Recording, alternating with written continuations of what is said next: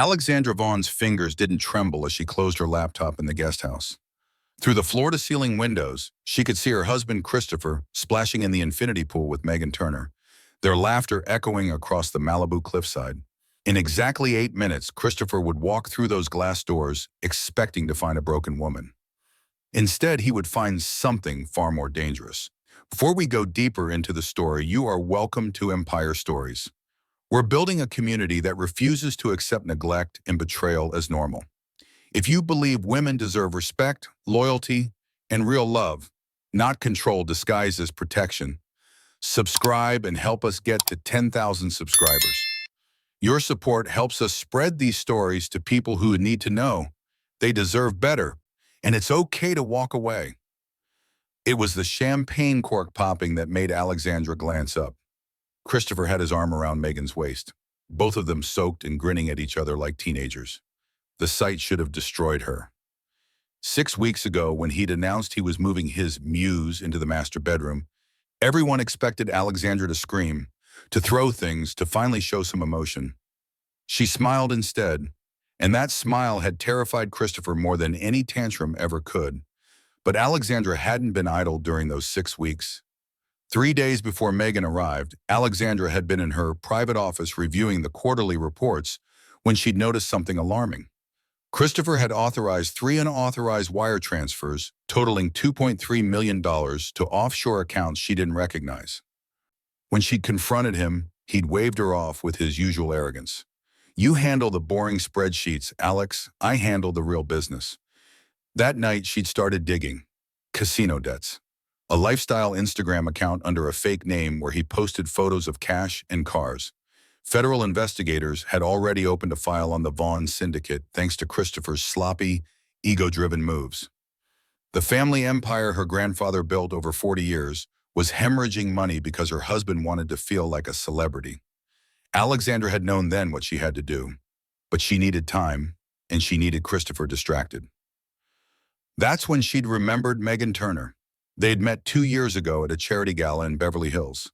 Megan had been working private security for a Saudi diplomat, tactical training visible in every controlled movement, despite her designer dress. They'd talked for maybe 10 minutes about operational efficiency and risk assessment. Alexandra had filed the contact away. Now she'd made a phone call. The meeting had been brief. A coffee shop in Santa Monica, neutral territory. Alexandra had slid a contract across the table, along with a photo of Christopher. "I need him occupied for 6 weeks," Alexandra had said. "Parties, shopping, attention. Make him feel like a king. I'll pay you $50,000 up front, another $100,000 when it's done, plus bonuses for exceptional performance." Megan had read the contract with professional detachment. "And if he wants to sleep with me, whatever you're comfortable with. I genuinely don't care what he does with his body. I care about his signature and his time." Megan had studied Alexandra for a long moment, then signed. Now, watching through the window as Megan laughed at Christopher's jokes, Alexandra allowed herself a small smile. Megan was earning every dollar. Christopher had ignored 17 calls from his capos in the last week alone. He'd missed 2 critical meetings with the Baja cartel.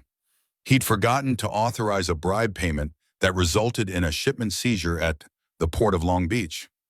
And through it all, Alexandra had been in this guest house. This exile Christopher thought was punishment, restructuring everything. New shipping routes, new partnerships, new offshore accounts with her name only. The lawyers had already drawn up the power of attorney transfer. She just needed Christopher's signature. Her phone buzzed. A text from Megan. "He's planning to serve you divorce papers tonight. Wants me there for moral support. Ready when you are." Alexandra typed back. "Perfect. I'll have the counteroffer prepared." She stood, smoothing her tailored black dress, and walked toward the main house. Through the glass, she could see Christopher climbing out of the pool, wrapping a towel around his waist. He looked triumphant, like a man who thought he'd already won. He had no idea that the woman currently fetching his champagne had a Glock 19 in her beach bag and instructions to use it if necessary. He had no idea that his wife had spent the last 6 weeks systematically dismantling his authority while he played house with a hired operative. And he definitely had no idea that in approximately 8 minutes, his entire world would collapse. Alexandra opened the glass door. Christopher turned, that familiar smirk on his face, ready to deliver whatever cruel statement he'd rehearsed. But before he could speak, Megan's phone lit up with a notification. The younger woman glanced down, then up at Alexandra, one eyebrow raised in silent question. Alexandra gave a single nod. The game was over, and Christopher Vaughn was about to learn that his wife had never been playing defense. She'd been running the entire operation from the beginning. Christopher Vaughn had orchestrated the entire scene like a Broadway production. He'd called Alexandra into the living room at exactly 4 p.m., when the sunset would cast dramatic golden light through the floor-to-ceiling windows. He'd positioned himself on the white leather sofa with Megan draped across his lap, her manicured fingers playing with his collar. He wanted the visual to burn itself into his wife's memory. "Alex, there you are." Christopher's voice carried that performative warmth he used when he was about to be cruel. "I wanted to introduce you properly to Megan Turner, my muse." Megan offered a pageant-ready smile, all white teeth and calculated innocence. She wore a silk slip dress that cost more than most people's monthly rent, her beach-waved hair cascading over one bronze shoulder. Everything about her screamed influencer, from the delicate gold jewelry to the way she tilted her head for an invisible camera. Alexandra stood in the doorway, wearing tailored black trousers and a crisp white blouse, her dark hair pulled back in a simple ponytail. She held a stack of financial reports against her chest. "Hello, Megan. Welcome." The greeting was so neutral, so devoid of emotion, that Christopher's jaw tightened. This wasn't the script he'd written in his head. There should have been shock, tears, maybe a thrown vase. Instead, his wife looked mildly inconvenienced, as if he'd interrupted her during something important. "Megan's going to be staying with us for a while," Christopher continued, his voice sharpening.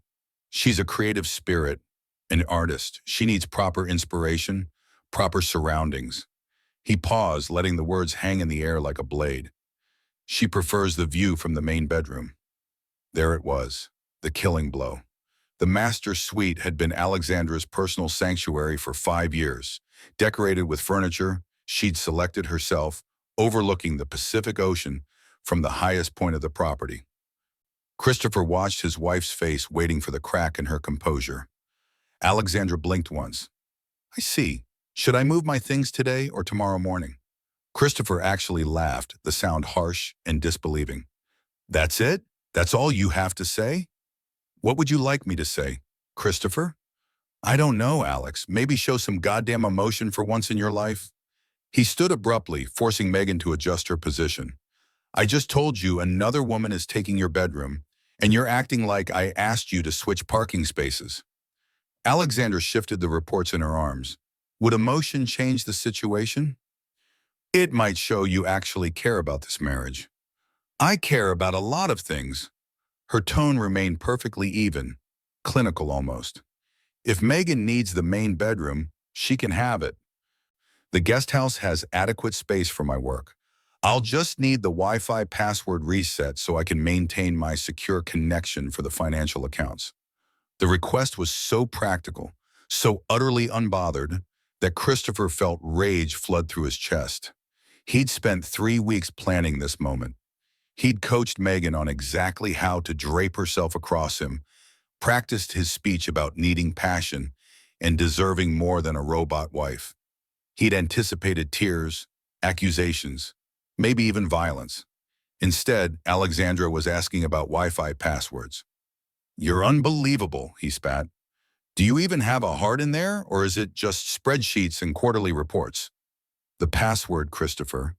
Megan glanced between them, her smile faltering slightly. For a woman who was supposed to be a vapid influencer, her eyes were remarkably sharp, cataloging every detail of the exchange. Christopher grabbed his phone and pulled up the router settings with jerky, angry movements. "Vaughn King 2024, capital 5, capital K. Happy?" "Thank you." Alexandra turned to leave, then paused in the doorway. "Megan, if you need anything, the housekeeper's number is on the refrigerator. She comes Mondays and Thursdays."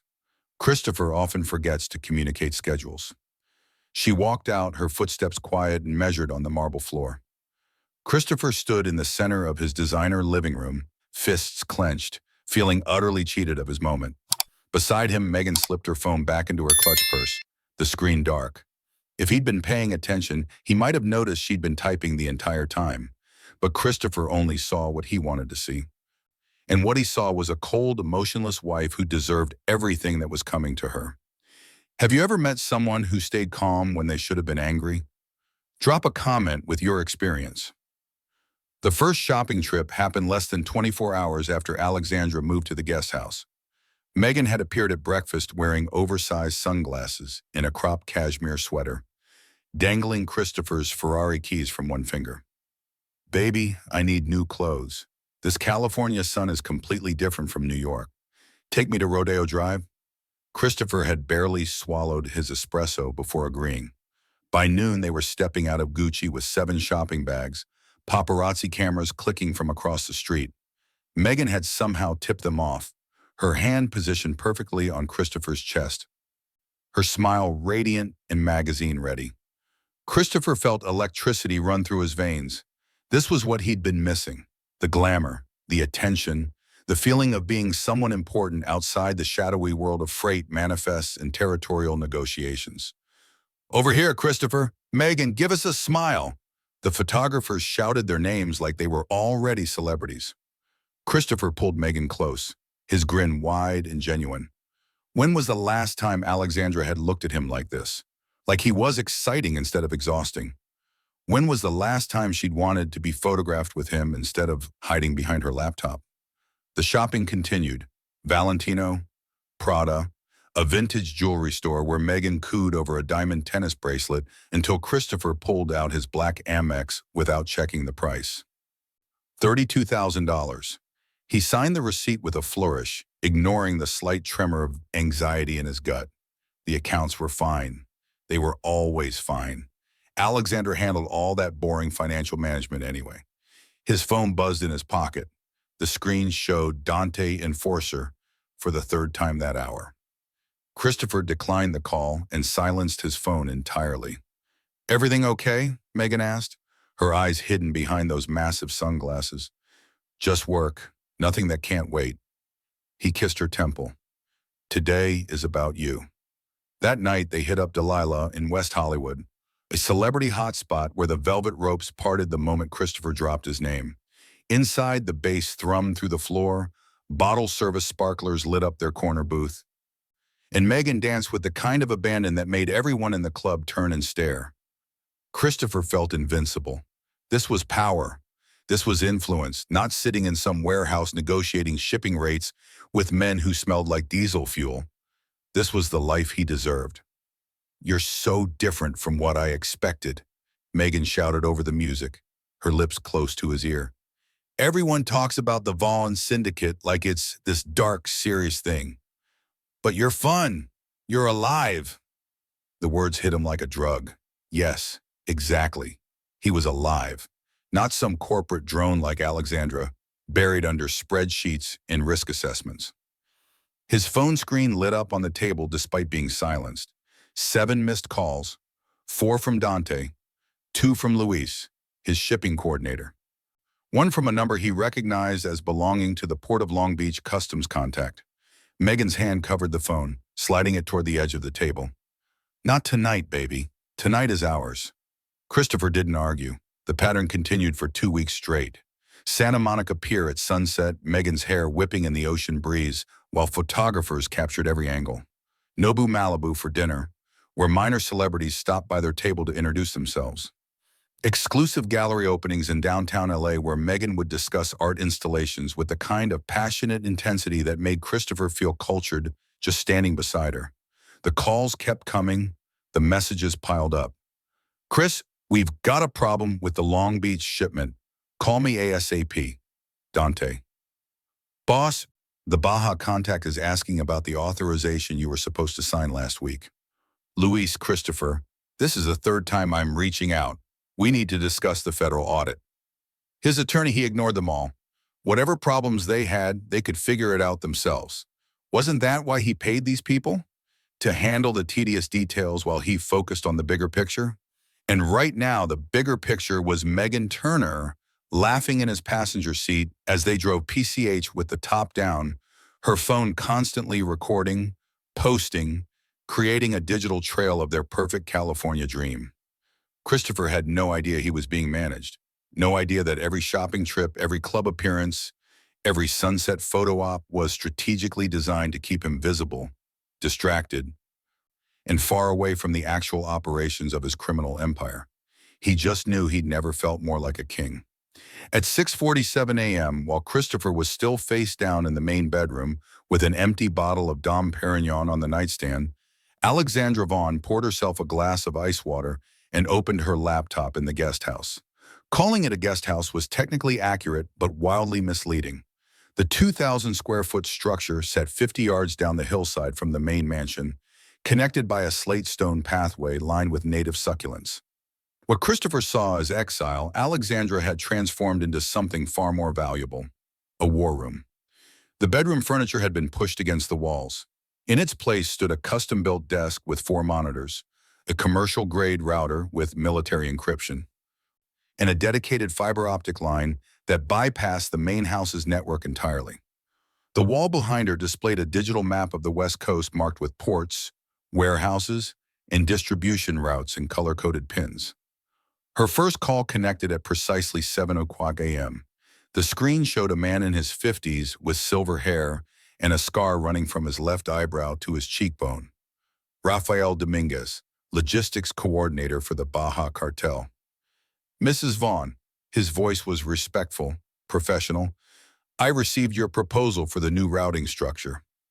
And Alexandra's fingers moved across her keyboard, pulling up shipping manifests and custom schedules. It's brilliant.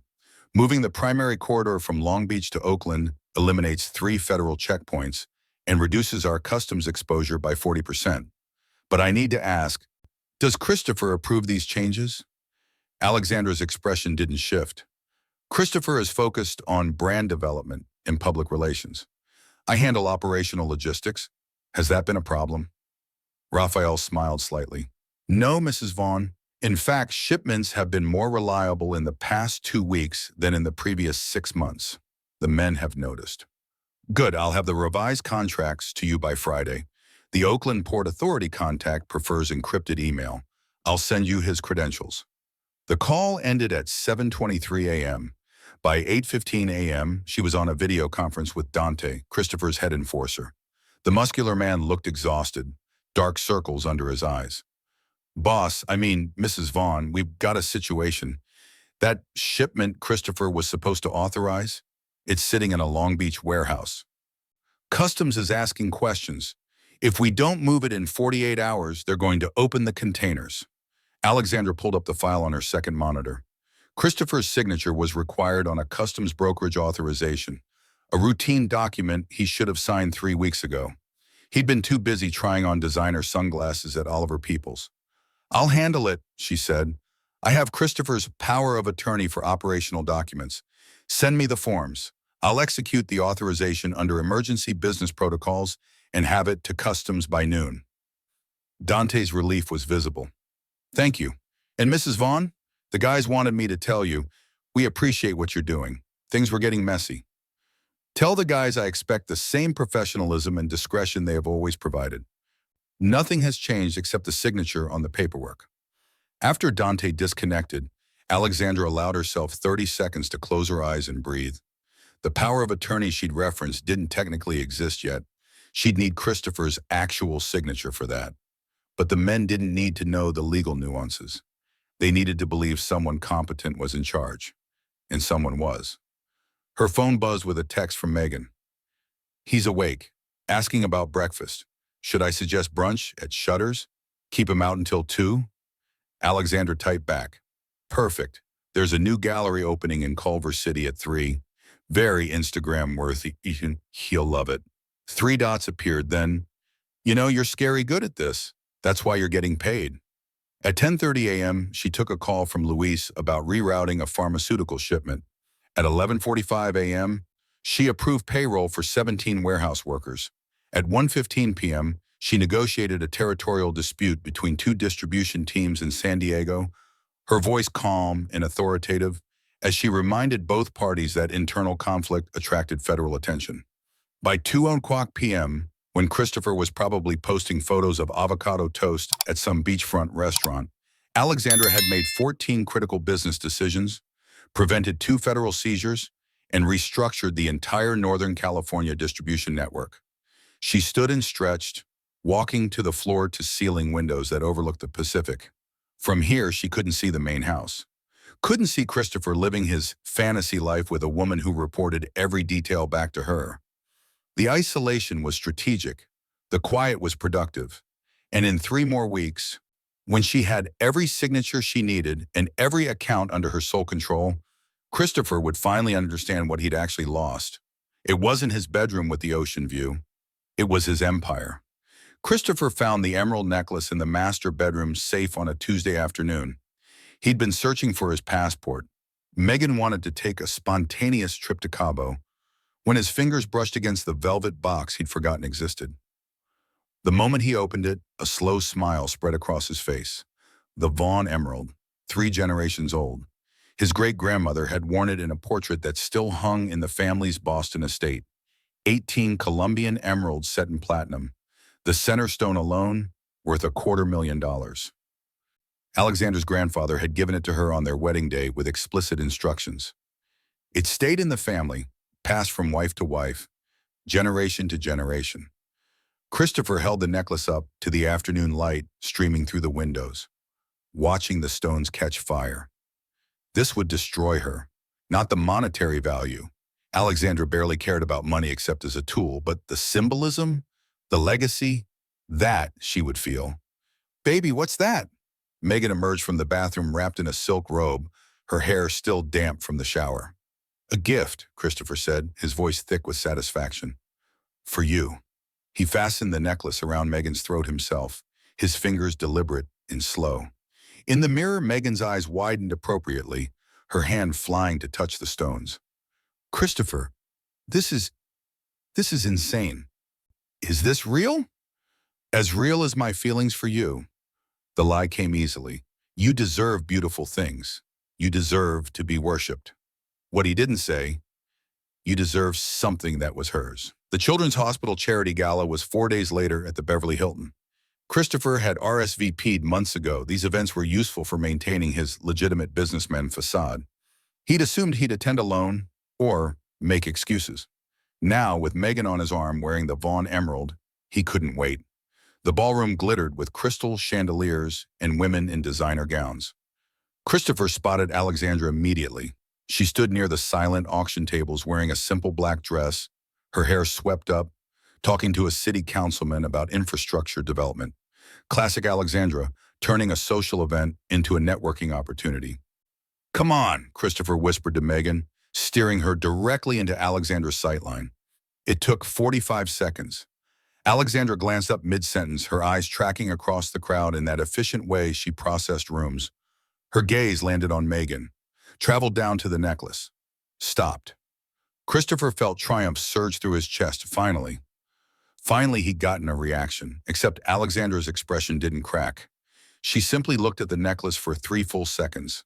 Christopher counted, then returned her attention to the councilman as if nothing had happened. She took a sip of her wine, said something that made the man laugh, and touched his arm in that professional but warm way she had with business contacts. No tears, no confrontation, no public scene. Christopher's triumph curdled into rage. "She doesn't even care," he muttered. Megan squeezed his arm. "Baby, maybe she just doesn't want to make a scene. This is her family's necklace, right? She has to be dying inside." But Alexandra wasn't dying. 20 feet away, behind her composed exterior, her mind was running calculations with the cold precision of an actuary. The necklace was insured for $850,000, well above its actual market value thanks to the historical significance clause her attorney had negotiated 3 years ago. She'd need to file a police report for theft, but that was simple enough. Christopher had removed it from a safe in a house they jointly owned without permission. The insurance investigator would interview them both. Christopher would, of course, confess he'd given it to Megan as a gift. He'd probably brag about it. And there it would be, documented. Christopher Vaughn, misappropriating family assets for his mistress, financial irresponsibility, betrayal of fiduciary duty. Every word would go into the divorce filing that her attorney was already preparing. The insurance payout would be deposited into an account Christopher didn't know existed. Alexandra finished her conversation with the councilman and moved toward the bar. As she passed Christopher and Megan, she paused just long enough to let her eyes rest on the necklace one more time. "It suits you, Megan," she said, her voice pleasant and even. Green has always been Christopher's color. She walked away before Christopher could respond, leaving him standing in the middle of the ballroom with his mouth half open and his carefully planned devastation lying in pieces at his feet.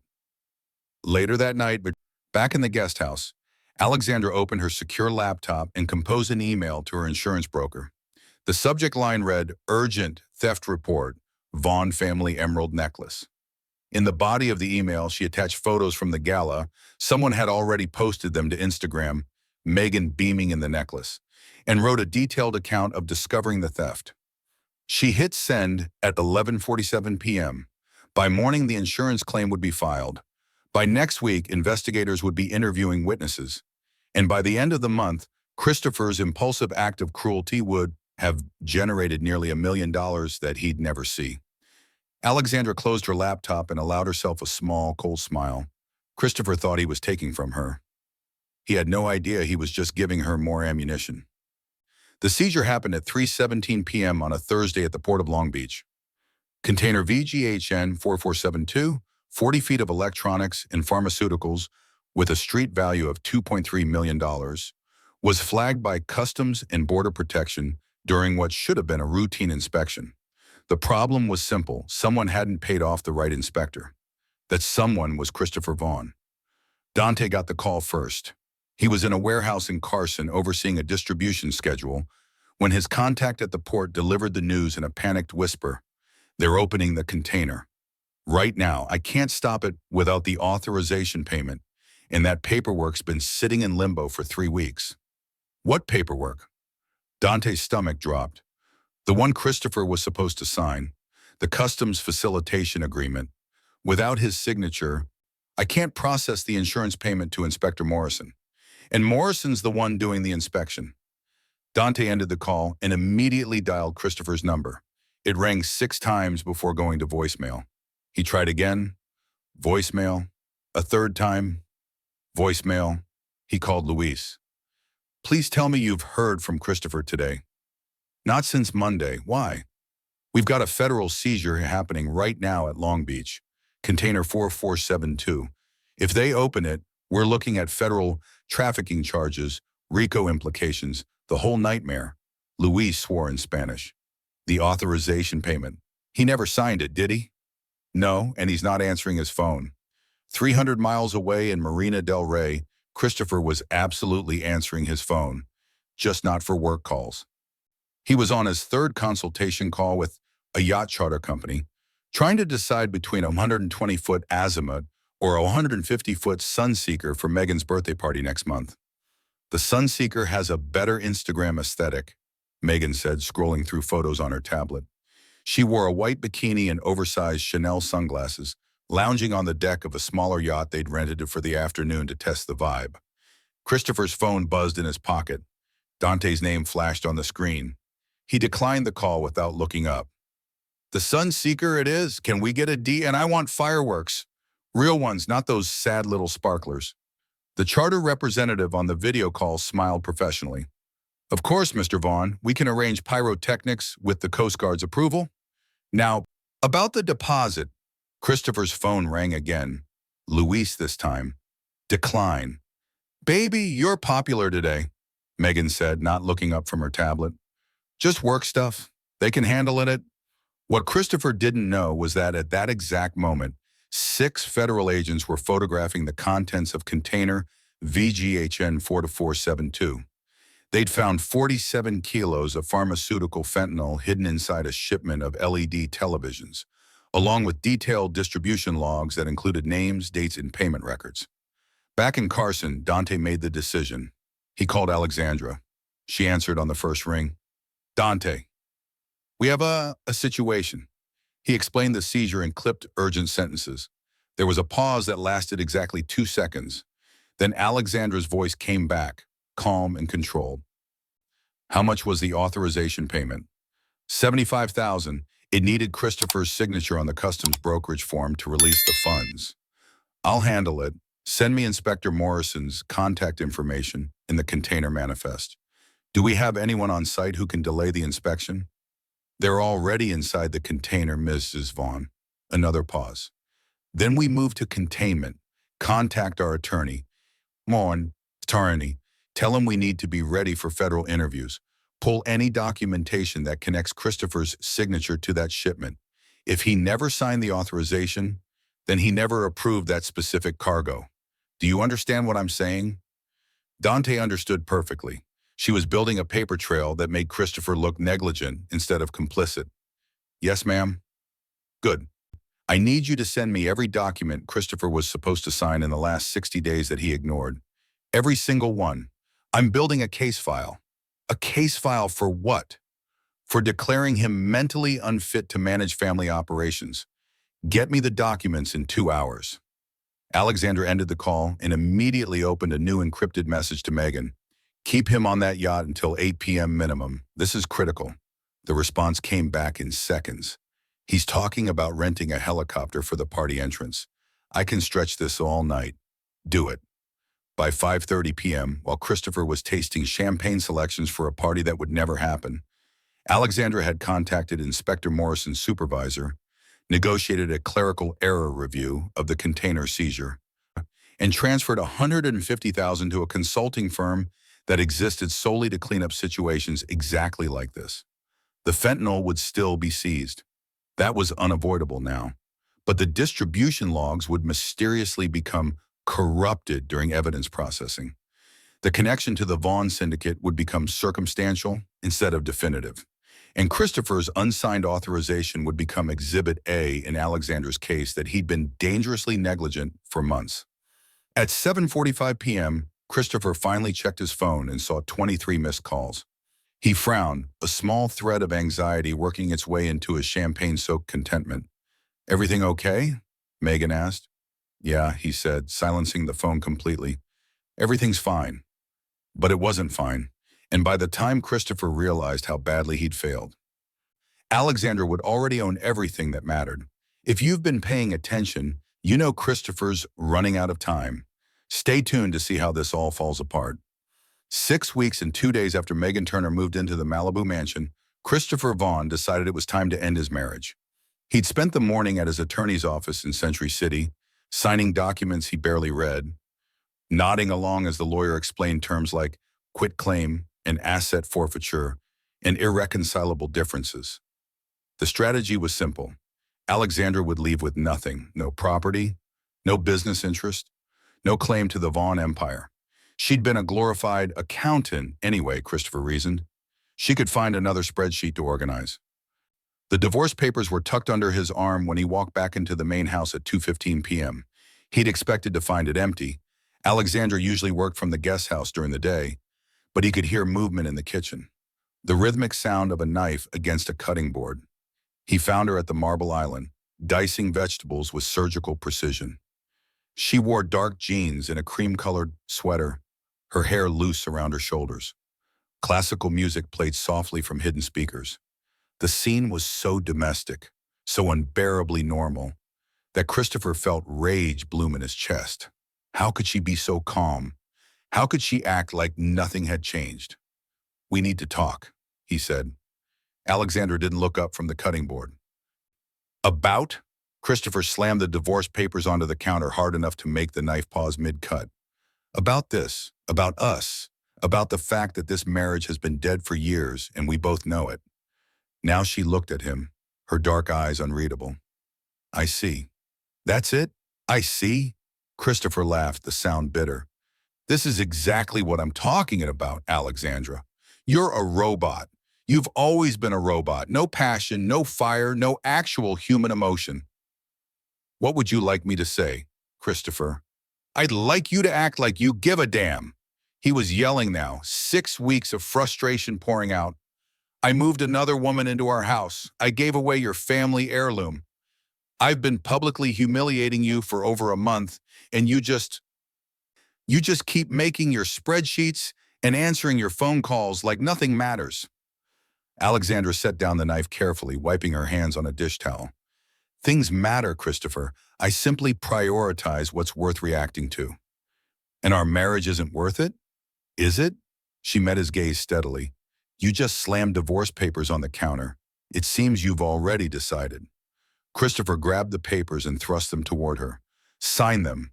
I'm marrying Megan. She understands passion. She understands what it means to actually live instead of just existing in some cold corporate bubble. You're just a calculator, Alex. That's all you've ever been. A very expensive, very boring calculator." The words were designed to wound. He'd practiced them in the car, refined them until they cut just right. He wanted to see her flinch, wanted to see some crack in that infuriating composure. Alexandra took the papers from his hand and flipped through them slowly, her expression neutral. Christopher watched her eyes scan the text, waiting for the moment reality would hit. She was losing everything. The house, the business, her entire life. "These terms are interesting," she said finally. "They're fair, more than fair. You get a settlement, you get to walk away clean. All you have to do is sign. And you get full control of the Vaughn Syndicate operations. I've always had control. You just did the bookkeeping." Something flickered in Alexandra's eyes then, something cold and sharp that was there and gone so fast Christopher almost missed it. "I see you've thought this through." "I have. It's time we both moved on. You can find some other organization to organize. I'm sure there's a Fortune 500 company somewhere that needs a human spreadsheet." Alexandra set the papers down on the counter, smoothing them flat with her palm. "And Megan agrees with this plan? Megan's the one who encouraged me to stop wasting time. She said I deserve to be happy. She said I deserve someone who actually sees me." "How fortunate you found her." The comment was so bland, so devoid of emotion, that Christopher wanted to grab her shoulders and shake her. "Sign the papers, Alexandra. Let's end this cleanly. You go your way, I go mine, and we never have to pretend anymore." "Pretend what?" "That you ever loved me, that you were ever anything more than a cold, efficient machine who happened to share my last name." Alexandra picked up her knife again, returning to the half-diced vegetables. "I'll review these with my attorney. You'll have my response within 48 hours. "Your response?" Christopher's voice rose. "There's nothing to respond to. Just sign the damn papers." "Christopher." She looked at him again, and this time there was something in her expression that he couldn't quite read. It wasn't anger or sadness or even resignation. It was something else entirely. Something that made the hair on the back of his neck stand up. "You'll have my response in 48 hours. Now, if you'll excuse me, I'm making dinner." "You're making dinner," Christopher repeated incredulously. "I just asked for a divorce, and you're making dinner." "The vegetables will overcook if I don't finish them." Christopher stood there for another 10 seconds, waiting for something, anything, that would feel like victory. But Alexandra had already returned to her cutting board, the knife moving in steady, controlled strokes. He grabbed the papers and walked out, his footsteps echoing through the empty house.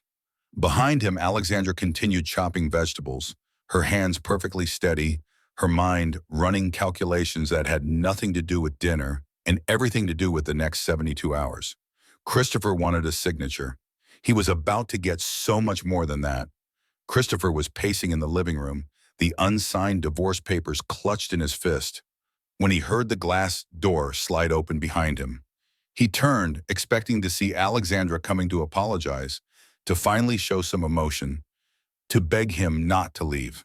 Instead, Megan walked in from the pool deck. She wore a black bikini that showed off the tan she'd been carefully maintaining for 6 weeks, her wet hair slicked back from her face. A silk robe hung open over her shoulders, the fabric shimmering as she moved. Christopher felt some of his anger dissolve into desire. This was what he needed, someone who looked at him like he mattered. "Hey, baby," he said, his voice softening. "You have perfect timing. Alexandra's being impossible about the divorce. She won't even—" Megan's hand disappeared into her robe pocket. When it emerged, she was holding a Glock 19. The movement was fluid, professional, nothing like the clumsy way civilians handled weapons in movies.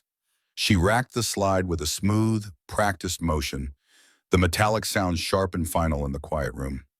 Christopher's brain stuttered, trying to process what he was seeing. Megan, what? Sit down, Christopher. Her voice had changed. Gone was the breathy, adoring tone she'd used for 6 weeks. This voice was flat, bored, and efficient.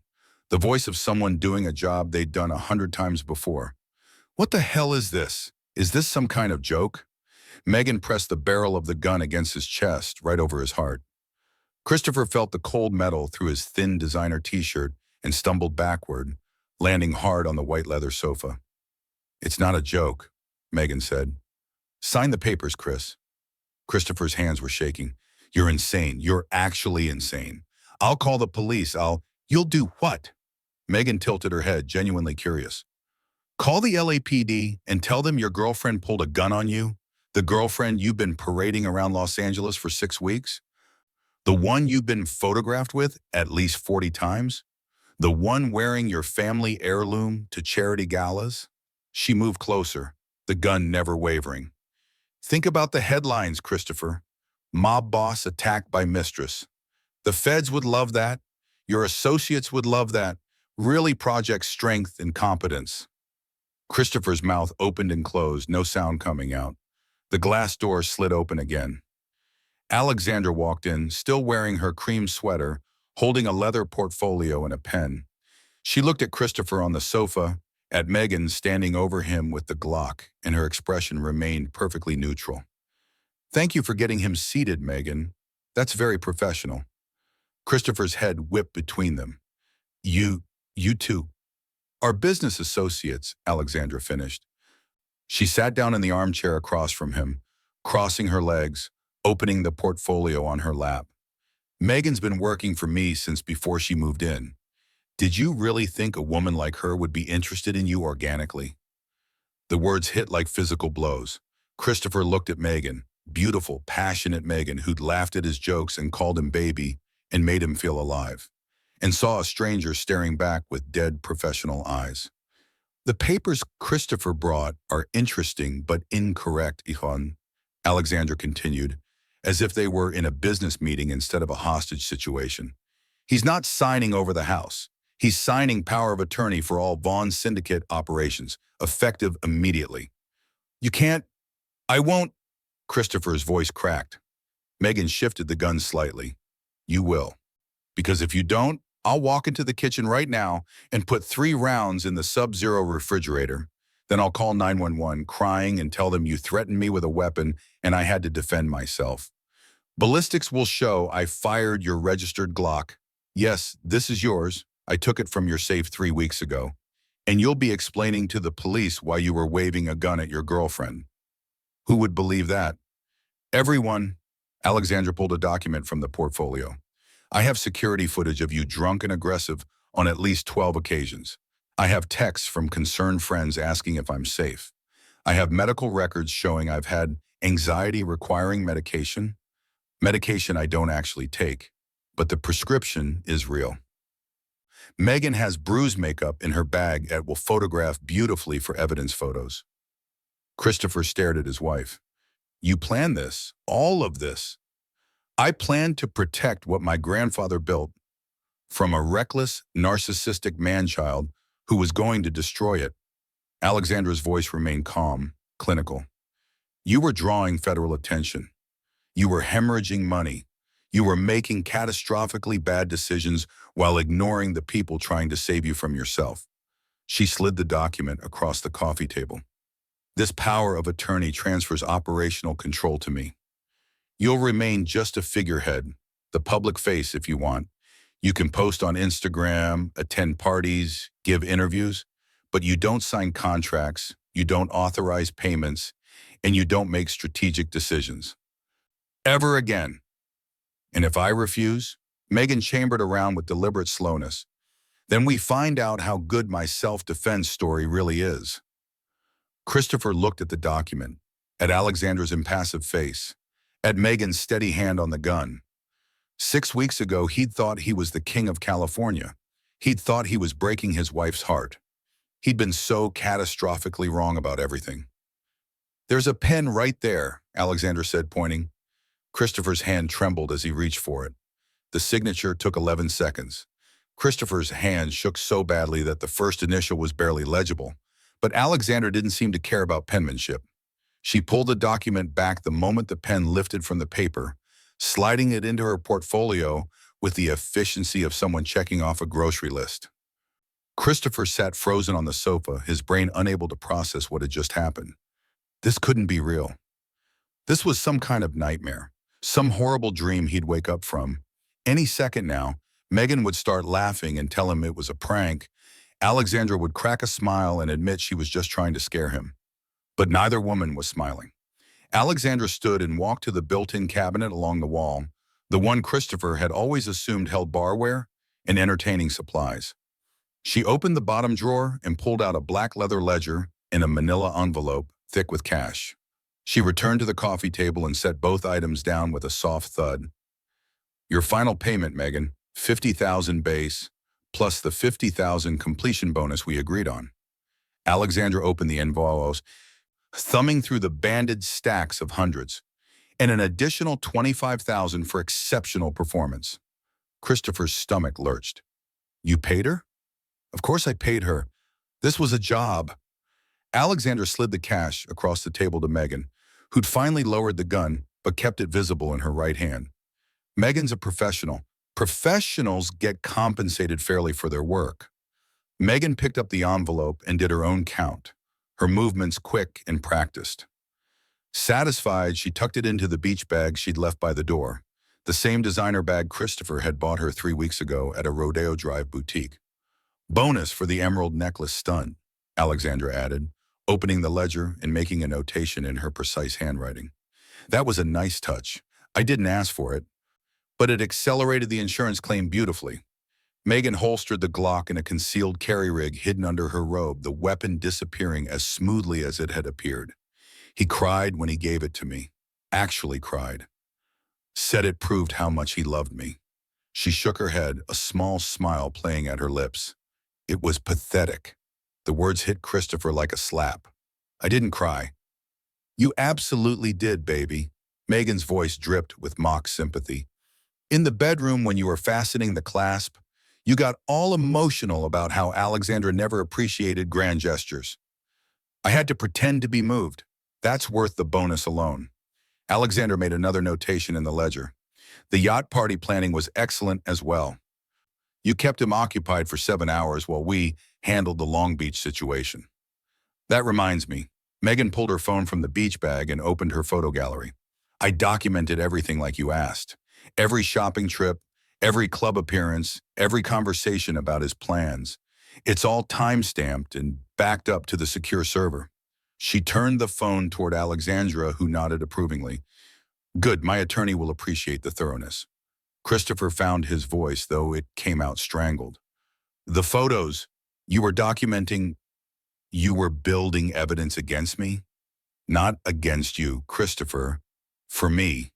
Alexandra closed the ledger and set down her pen. "Every receipt, every timeline, every moment you were publicly parading around with Megan instead of managing business operations. It all supports my case that you were mentally unfit to run the organization." "I'm not unfit. You manipulated me." Megan laughed. A genuine laugh that was nothing like the tinkling, performative sound she'd made for 6 weeks. "Manipulated. Christopher, you practically threw yourself at every distraction I offered. I'd suggest brunch and you'd upgrade it to a 3-day Vegas trip. I'd mention shopping and you'd rent out entire boutiques. You were so desperate to feel important that you did all the work for me." Alexandra stood, smoothing her sweater. "Megan, I believe your contract is complete. Thank you for your professionalism. If I need your services again, I'll be in touch." "Pleasure doing business, Alex." Megan slung the beach bag over her shoulder. $125,000, heavier than when she'd arrived 6 weeks ago. She glanced at Christopher one last time, and there was something almost pitying in her expression. "For what it's worth, the Ferrari was fun. You should keep that one." She walked toward the glass doors, her footsteps confident and unhurried. Wait, Christopher's voice cracked. Where are you going? Airport. I have a flight to Miami in 4 hours. New job, new client, new role. She paused at the door. Oh, and Christopher? Next time someone seems too good to be true, they probably are. The glass door slid shut behind her. Christopher sat alone on the sofa, watching through the windows as Megan, or whatever her real name was, walked down the stone pathway to the driveway where a black sedan was already waiting. She tossed the beach bag in the passenger seat, slid behind the wheel, and drove away without looking back. She wasn't even a real influencer, Christopher whispered. No, Alexandra agreed. She was a former military intelligence officer. Tactical training, undercover operations, psychological manipulation. Her Instagram was built in 48 hours specifically for this operation. The followers were purchased. The lifestyle photos were staged. Everything was fake. Everything. Alexandra picked up her portfolio. But that's the beautiful thing about this, Christopher. You fell for it anyway. You wanted so badly to believe that someone young and beautiful could love you, not for your money or your name or your power. You made it incredibly easy.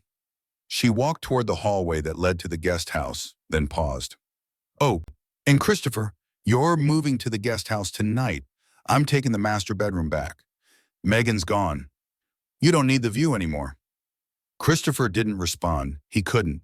He just sat there, staring at the spot where Megan's car had been, wondering how his perfect revenge had turned into his complete destruction.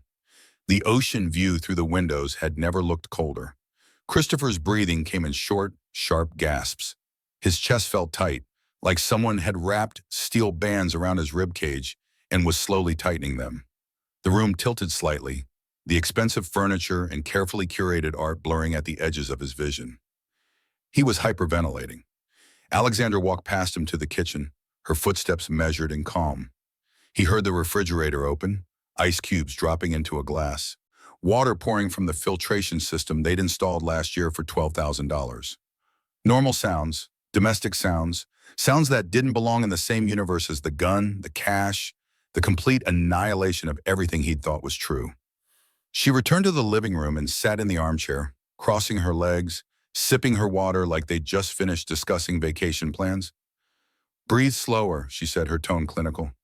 You're going to pass out, and I don't have time to deal with that right now. Christopher tried to speak, but only a strangled sound came out. In through your toes, out through your mouth. 4 counts each. Alexandra demonstrated, her chest rising and falling with exaggerated slowness. Do it. He did it, hating her for being right, hating himself for obeying.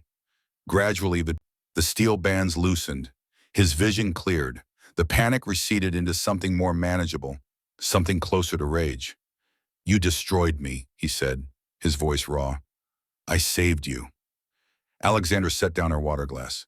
You were going to prison, Christopher. Or worse, the feds were building a RICO case. Your spending was attracting attention from agencies that don't negotiate. You were making enemies in the organization because you couldn't be bothered to show up for meetings or sign basic operational documents. So you humiliated me instead. I removed you from operational control before you could do irreparable damage. She leaned forward slightly, and for the first time there was something almost like emotion in her eyes. Something cold and sharp and absolutely final. Do you understand what would have happened if I hadn't intervened? The Baja cartel was considering cutting ties with us. 3 of your own capos were discussing a vote of no confidence. The insurance company was starting to ask questions about your lifestyle versus your declared income. Christopher's jaw clenched. You could have talked to me. You could have talked to you. Alexandra's laugh was short and humorless. I tried talking to you for 3 years, Christopher. Every time I raised concerns about your spending, you called me boring. Every time I questioned your decisions, you accused me of not understanding the vision. You stopped listening to me the moment you decided I wasn't fun enough, wasn't exciting enough, wasn't whatever fantasy you'd built in your head. She stood, picking up her portfolio. So I stopped talking and started acting. I hired Megan to keep you distracted while I restructured everything. I moved accounts, renegotiated contracts, built relationships with our partners, that didn't depend on your signature or your ego. I made sure that when you inevitably imploded, the empire would survive. I'm still the head of this family. No, Christopher, you're the face. Alexandra's voice was utterly calm, utterly certain. There's a difference. You want to be a celebrity? Fine. You can be the face. You can do the interviews, attend the galas, smile for the cameras. You can have your Instagram and your tabloid mentions and your reputation as the charming, charismatic Von Air. She paused, letting the words sink in. But I own the hands, the head, and the money. I make the decisions. I sign the contracts. I run the organization. You show up where I tell you to show up, say what I tell you to say, and stay out of the way when actual work needs to be done. Christopher shot to his feet, anger finally overriding shock. You can't do this. I'll fight you. I'll tell everyone what you did. You'll what? Alexandra's eyebrow arched. Tell the capos that your wife hired an operative to babysit you because you were too incompetent to run the business? Tell the feds that you signed a power of attorney under duress, which will require explaining why a tactical professional felt the need to pull a weapon on you in your own home? She walked to the windows, looking out at the Pacific. Or maybe you'll tell the media that your wife systematically outmaneuvered you over 6 weeks while you were playing house with a hired actress. I'm sure that will do wonders for your reputation. Christopher's fists clenched at his sides, but he had no response. Every option led to his humiliation. Alexander turned back to face him. Here's what's going to happen. In 20 minutes, we have a meeting with Dante, Luis, and the senior capos. You're going to sit at the head of the table, smile, and announce that you're delegating more operational responsibilities to me so you can focus on expansion in public relations. You're going to make it sound like your idea, like a strategic decision. And if I refuse, then I'll have the meeting without you, and tomorrow morning, every major news outlet will receive an anonymous tip about the Vaughn Syndicate's operations, complete with enough documentation to trigger a federal investigation. You'll be in custody by noon. She walked past him toward the hallway. Now go put on a suit. Navy, not black. You look washed out in black. And fix your hair. You look like you've been crying. I haven't been crying. Alexandra paused at the doorway and glanced back. There might have been the ghost of a smile on her lips, but it was gone too quickly to be sure. Of course not, Christopher. You're far too strong for that. She disappeared down the hallway, leaving him alone in the living room with the unsigned divorce papers still scattered on the coffee table. Christopher looked at them for a long moment, then crumpled them in his fist. The papers didn't matter anymore. The divorce didn't matter. His pride, his plans, his entire carefully constructed fantasy, none of it mattered. Alexandra had won. Completely, ruthlessly, perfectly. And the worst part, he had to go put on a suit and pretend it was his idea. 20 minutes. He had 20 minutes to become the puppet he had always accused her of being. Christopher walked toward the bedroom, the guest bedroom now, and wondered if this was what checkmate felt like. If you can't stand people who manipulate and humiliate their partners just to feed their own ego, hit subscribe. Only those who think Christopher's behavior was acceptable won't. Let's make sure people like him face consequences. Subscribe now and stand against manipulation.